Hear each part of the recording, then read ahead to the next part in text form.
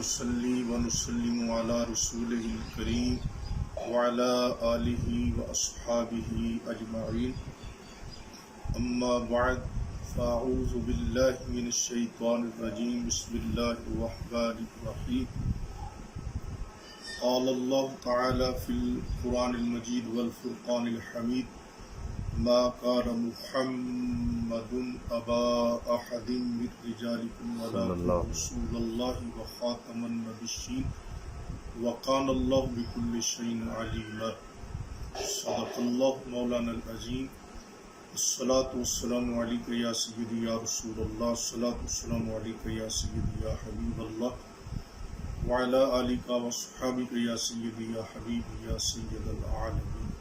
حمد و صلاة کے بعد حضرات گرامی قدر، اللہ وحدہ لا شریک نے اس عالم ظاہر میں پہلے نبی آدم علیہ السلام کو مبعوث فرمایا اور آخری نبی آخری رسول خاتم النبیین بن کر ہمارے آقا و مولا محمد الرسول اللہ صلی اللہ تعالی علیہ وسلم تشریف فرما ہوئے. اللہ تبارک و تعالیٰ نے ہمارے آقا و مولا کو نبی الانبیاء، امام الانبیاء، افضل الانبیاء، خاتم النبیین والمرسلین بنایا. آپ صلی اللہ تعالیٰ علیہ وآلہ وسلم پر دین کو کامل فرما دیا اور آپ صلی اللہ تعالیٰ علیہ وآلہ وسلم کو عالمگیر نبوت عطا فرمائی، کیونکہ آپ کے بعد نبوت اور رسالت کا سلسلہ اللہ تعالیٰ نے بند فرما دیا اور آپ کو آخری نبی بنایا. جیسا کہ اللہ تعالیٰ نے قرآن مجید میں فرمایا تبارک الذی نزل الفرقان علی عبدہ لیکون للعالمین نذیرا. نبی پاک علیہ السلام تمام جہانوں کے لیے نذیر ہے. حضور علیہ السلام کی نبوت رسالت، حضور کا دین، حضور کی شریعت عالمین کے لیے ہے. الیوم اکملت لکم دینکم واتممت علیکم نعمتی ورضیت لکم الاسلام دینا.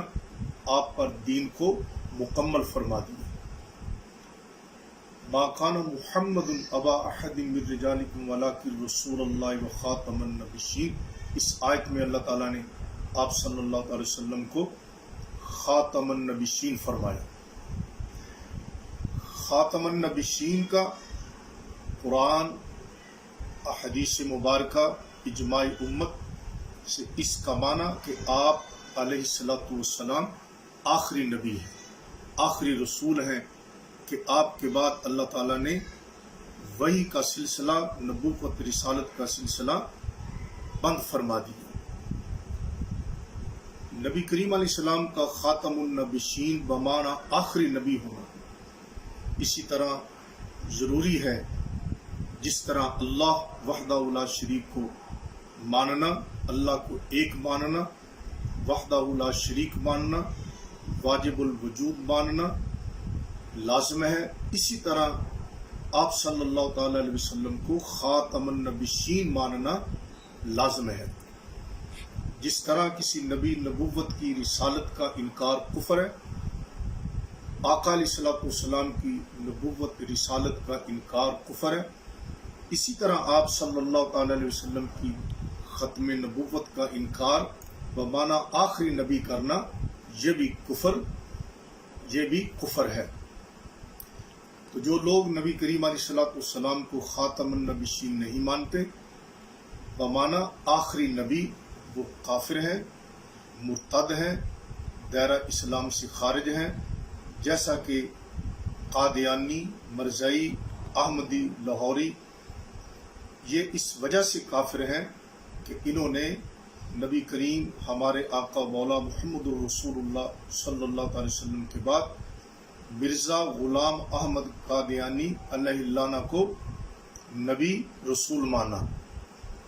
تو کیونکہ یہ قرآن مجید کے بھی منکر ہیں، انہوں نے قرآن مجید کا بھی انکار کیا، قرآن مجید کی تکذیب کی، احادیث مبارکہ کا بھی انکار کیا، اجماع امت کا انکار کیا. اس لیے بالاجماع یہ لوگ کافر ہیں اور ہمارے آئین میں بھی ان کو کافر قرار دیا گیا ہے۔ اس لیے کوئی قادیانی، مرزئی، احمدی، لاہوری وغیرہ اپنے آپ کو مسلمان کہے تو یہ آئینی قانونی بھی جرم ہے اور شرعی اعتبار سے بھی یہ جرم ہے۔ نبی کریم صلی اللہ تعالیٰ علیہ وآلہ وسلم نے ایک حدیث میں ارشاد فرمایا، اے میری امت، تم امت آخری ہو، میں نبی آخری ہوں۔ اور ایک مرتبہ حضور علیہ الصلوۃ والسلام نے ارشاد فرمایا کہ میں قصر نبوت کی آخری اینٹ ہوں، جس سے اللہ تعالیٰ نے نبوت کا محل مکمل فرما دیا۔ اور ایک حدیث میں حضور علیہ السلام نے فرمایا کہ میرے بعد 30 کذاب دجال پیدا ہوں گے جو اپنے آپ کو نبی گمان کریں گے، حالانکہ میں اللہ تعالیٰ کا آخری نبی ہوں، آخری رسول ہوں۔ میرے بعد اللہ تعالیٰ نے نبوت کا دروازہ بند کر دیا ہے۔ ایک حدیث میں ارشاد فرمایا نبوت چلی گئی اور مبشرات یعنی اچھے خواب وہ باقی ہیں۔ ایک حدیث میں فرمایا نبوت اور رسالت منقطع ہو گئی، صرف مبشرات یعنی اچھے خواب وہ باقی ہیں۔ تو قادیانی کیونکہ مختلف طریقوں سے بھولے بھالے مسلمانوں کو گمراہ کرتے رہتے ہیں اور کہتے ہیں جی کہ معاذ اللہ مرزا غلام احمد قادیانی، ہم تو صرف اسے ایک مجدد اور مہدی مانتے ہیں یا مسیح موعود مانتے ہیں، اسے نبی اور رسول نہیں مانتے۔ حقیقت یہ ہے کہ قادیانی جھوٹ پر جھوٹ بولتے ہیں اور ہر قادیانی اعلیٰ درجے کا کذاب ہے۔ یہ مرزا غلام احمد قادیانی نہ صرف اپنے آپ کو مجدد، مہدی، مسیح موعود کہتا تھا، بلکہ یہ اپنے آپ کو نبی، رسول کہتا تھا اور اپنے آپ کو خاتم الانبیاء بھی کہتا تھا۔ اور معاذ اللہ نقل کفر نباشد، یہ لعین اپنے آپ کو معاذ اللہ محمد الرسول اللہ بھی سمجھتا تھا، بلکہ اس کی اپنی کتابوں میں حوالہ جات اس کے آج بھی موجود ہیں کہ یہ اپنے آپ کو خدا سمجھتا تھا۔ یہ میرے پاس ان کی کتاب ہے روحانی خزائن، اس کا جلد نمبر 13 ہے اور اس کا صفحہ نمبر 103 ہے۔ 103 صفحہ پر روحانی خزائن کے جلد نمبر 13 صفحہ 103 پر کہتا ہے، میں نے اپنے کشف میں دیکھا کہ میں خدا ہوں۔ معاذ اللہ، یہ اپنے آپ کو خدا سمجھتا تھا، کہتا ہے کہ میں نے دیکھا کہ میں خدا ہوں۔ اور اسی کتاب کے صفحہ 104 میں کہتا ہے کہ خدا تعالیٰ میرے وجود میں داخل ہو گیا۔ معاذ اللہ، اور یہ عقیدہ حلول ہے اور یہ خالصتاً کفر ہے۔ کہتا ہے کہ میرے وجود میں خدا تعالیٰ حلول کر گیا۔ معاذ اللہ، اللہ تعالیٰ کا کسی چیز میں حلول کرنا، اللہ تعالیٰ اس سے پاک اور منزہ ذات اقدس ہے، اور اس ظالم نے اس عقیدے کو اپنایا اور کہتا ہے کہ خدا مجھ میں حلول کر گیا۔ اسی طرح یہ اس کی کتاب ہے روحانی خزائن، یہ جلد نمبر اس کا 18 ہے۔ اس میں یہ کہتا ہے، اس کا صفحہ نمبر 227 ہے، یہ اللہ تبارک و تعالیٰ کی گستاخیاں کرتا ہے۔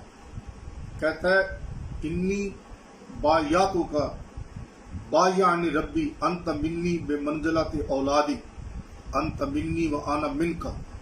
معاذ اللہ، معاذ اللہ، یہ کہتا ہے مرزا غلام احمد قادیانی کہ اللہ تعالیٰ نے میری بیعت کی۔ معاذ اللہ، معاذ اللہ، معاذ اللہ، یہ کہتا ہے کہ اللہ تعالیٰ نے میری بیعت کی، اور کہتا ہے کہ اللہ تعالیٰ نے مجھے فرمایا انت منی بمنزلت اولادی، کہ تو میرے نزدیک اس طرح ہے جس طرح میری اولاد ہے۔ معاذ اللہ، اب اس غلیظ جملے میں اس نے اللہ تبارک و تعالیٰ کی اولاد بنا دی جو کہ خالصتاً کفری عقیدہ ہے، جبکہ اسلام کا یہ عقیدہ ہے لم یلد ولم یولد ولم یکن لہ کفوا احد۔ اللہ تبارک و تعالیٰ اس سے پاک ہے کہ اس کی کوئی اولاد ہو یا وہ کسی سے جنا جائے، تو اس نے اپنے آپ کو بعض اللہ تعالیٰ کی اولاد کے بمنزلہ ٹھہرایا اور کہتا ہے میں اللہ تعالیٰ کی اولاد کے بمنزلہ ہوں، یعنی اللہ تعالیٰ کی اولاد بھی مانی اور اپنے آپ کو اللہ تعالیٰ کی اولاد کے مانند ٹھہرایا، اور یہ عقیدے دونوں خالص و کفری عقیدے۔ پھر کہتا ہے کہ اللہ تعالیٰ نے مجھے فرمایا انت منی و انا منک، کہ تو اے قادیانی مجھ سے ہے اور میں تجھ سے ہوں۔ معاذ اللہ نقل کفر نباشد، اتنا غلیظ اور گندا عقیدہ ہے۔ کہتا ہے کہ خدا مجھ سے ہے، کتنا کفری عقیدہ ہے۔ یہ اللہ تبارک و تعالیٰ کا بھی گستاخ ہے، یہ صرف انبیاء و مرسلین کا گستاخ نہیں بلکہ یہ اللہ تبارک و تعالیٰ کا بھی گستاخ ہے۔ یہ اس کی کتاب ہے روحانی خزائن، اس کا جلد نمبر 17 ہے اور اس کے صفحہ نمبر 385 پر لکھتا ہے بعض اللہ کہتا ہے کہ اللہ تعالیٰ نے مجھے فرمایا وَأَنْتَ مِن مَّائِنَا وَهُم مِّن فَشَل، کہ اے غلام احمد قادیانی، کہ اللہ تعالیٰ فرماتا ہے کہ اے قادیانی کہ تو میرے مادہ منویہ سے پیدا ہوا ہے۔ کتنا غلیظ اور گندا عقیدہ ہے کہ بعض اللہ تبارک و تعالیٰ کی طرف اس نے کیسی غلیظ اور گندی چیز اس نے منسوب کر دی۔ اسی طرح یہ اس کی اپنی کتابیں ہیں، روحانی خزائن اس کی اپنی کتابوں کا مجموعہ ہے اور آج بھی یہ انہی قادیانوں کی چھپی ہوئی کتاب ہے۔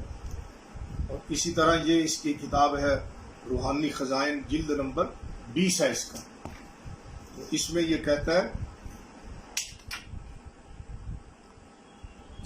ہے کہ وہ فرماتا ہے کہ میں چوروں کی طرح پوشیدہ ہوں گا، کہ اللہ تبارک و تعالیٰ کو یہاں پر اس نے چور بنا دیا، اور چور کا لفظ اللہ تعالیٰ کی ذات اقدس پر اس نے استعمال کیا۔ اور یہ اللہ تبارک و تعالیٰ کا بھی گستاخ ہے، اور کیسیاں اس نے سنگین گستاخیاں کی ہیں اللہ تبارک و تعالیٰ نے۔ یہ اس کی کتاب روحانی خزائن، جو اس کی کتابوں کا مجموعہ ہے، اس کا جلد نمبر 22 ہے اور اس کے صفحہ نمبر 98 پر کہتا ہے کہ اللہ تعالیٰ نے مجھے فرمایا ہم تجھے ایک بیٹے کی بشارت دیتے ہیں، گویا کہ خدا آسمان سے اتر آیا ہے۔ معاذ اللہ کہ جس بیٹے کی بشارت اللہ تعالیٰ نے دی گویا کہ وہ خدا ہے، اور یہ عقیدہ خالصتاً کفر ہے۔ پھر اسی کتاب کے صفحہ نمبر 99 پر لکھتا ہے کہ اللہ تعالیٰ نے فرمایا انت منی بمنزلۃ والدی، کہ اے غلام احمد قادیانی تو مجھ سے بمنزلہ میری اولاد کے ہے۔ نعوذ باللہ، اس ناپاک عبارت میں بھی اس نے اللہ تبارک و تعالیٰ کی اولاد مانی اور خود کو اللہ تعالیٰ کی اولاد کے بمنزلہ بمانند مانا، اور یہ دونوں عقیدے خالصتاً کفر۔ اللہ تبارک و تعالیٰ خطا اور غلطی سے پاک ہے، اللہ تعالیٰ کی ذات اقدس قدیم ہے، اس کی صفات قدیم ہے، اور وہ واجب الوجود ہے، عالم الغیب و شہادت ہے، علیم بذات الصدور اس کی شان ہے، اور وہ ہر قسم کے عیب سے پاک ہے، ہر قسم کی خطا سے پاک ہے، اور اس پر قرآن و حدیث شاہد و ناطق ہے، اور پوری امت کا اس پر اجماع ہے۔ جبکہ یہی مرزا غلام احمد قادیانی اپنی روحانی خزائن جلد نمبر 22 میں اور صفحہ نمبر 106 میں لکھتا ہے کہ معاذ اللہ تعالیٰ نے اس کو الہام کیا، اور اللہ تعالیٰ نے فرمایا اختی و اصیبو، میں غلطی بھی کروں گا اور درستگی بھی کروں گا۔ معاذ اللہ کہ اس نے اس شیطانی الہام کو اللہ تعالیٰ کی طرف منسوب کیا کہ اللہ تعالیٰ فرماتا ہے کہ میں غلطی بھی کروں گا۔ باز اللہ یہ خالصتاً کفر ہے۔ تو یہ تمام حوالہ جات پیش کرنے کا مقصود یہ ہے کہ ایسی باتیں صرف ایک احمق اور مجنون پاگل شخص ہی کر سکتا ہے، جو اپنے آپ کو کبھی خدا کہتا ہے، کبھی خدا کا بیٹا کہتا ہے، کبھی اپنے آپ کو کہتا ہے کہ میں خدا کی پانی سے پیدا ہوا ہوں معاذ اللہ، اور کبھی اپنے آپ کو کچھ کہتا ہے، کبھی کچھ کہتا ہے، کبھی کہتا ہے کہ خدا غلطی بھی کرتا ہے معاذ اللہ۔ تو اللہ تبارک و تعالیٰ کی شان میں ایسی بکواس اور ایسی گستاخیاں کرنا کسی کافر اور مجنون اور احمق شخص کا ہی یہ کام ہے۔ ایسا شخص تو اس قابل بھی نہیں کہ اس کو انسان مانا جائے یا انسان کہا جائے، چہ جائے کہ اسے مجدد یا مادی یا کوئی اور لقب اسے دیا جائے۔ اسی کتاب میں وہ کہتا ہے کہ قرآن شریف خدا کی کتاب اور میرے منہ کی باتیں ہیں، صفحہ نمبر 87 روحانی خزائن جلد نمبر 22 پر۔ معاذ اللہ وہ کہتا ہے کہ قرآن مجید میرے منہ کی باتیں ہیں، الیاذ باللہ۔ اب دیکھیں کہ اس ناپاک عبارت میں اس نے کتنی بڑی گستاخی کی ہے کہ کہتا ہے کہ قرآن شریف یہ میرے منہ کی باتیں ہیں، جبکہ قرآن مجید یہ تو کلام الہی ہے اور کلام ازلی اور کلام قدیم ہے، جو کہ مخلوق نہیں، حادث نہیں، یہ خدا کا کلام ہے جو کلام قدیم ہے، کسی مخلوق کا کلام نہیں، کسی انسان کا کلام نہیں، جن کا کلام نہیں، کسی بھی مخلوق کا کلام نہیں، یہ تو خالق کا کلام ہے۔ اور یہ ظالم کہتا ہے کہ قرآن میرے منہ کی باتیں، میرے منہ کی باتوں کا نام ہے، الیاذ باللہ۔ تو اس ناپاک عبارت میں اس نے قرآن مجید کا ہی سرے سے انکار کر دیا۔ تو جو شخص قرآن مجید کی ایک آیت کا انکار کرے وہ کافر ہے، مرتد ہے، اس کا ٹھکانہ جہنم ہے۔ چہ جا کے کوئی شخص پورے قرآن مجید کو اپنے منہ کی باتیں قرار دے اور قرآن مجید کے کلام الہی ہونے کا انکار کر دے، تو میری تمام ناظرین سامعین سے، ہر مسلمان بھائی سے یہ گزارش ہے کہ ان قادیانیوں سے دور رہیں، ان کے تعلق سے دور رہیں، ان کے رشتے سے دور رہیں، ان سے ہر طرح ہر مسلمان کو اجتناب کرنا چاہیے اور ان سے نفرت کا اظہار کرنا چاہیے اور ان سے میل جول اختیار کرنے میں ان سے دور رہنا چاہیے۔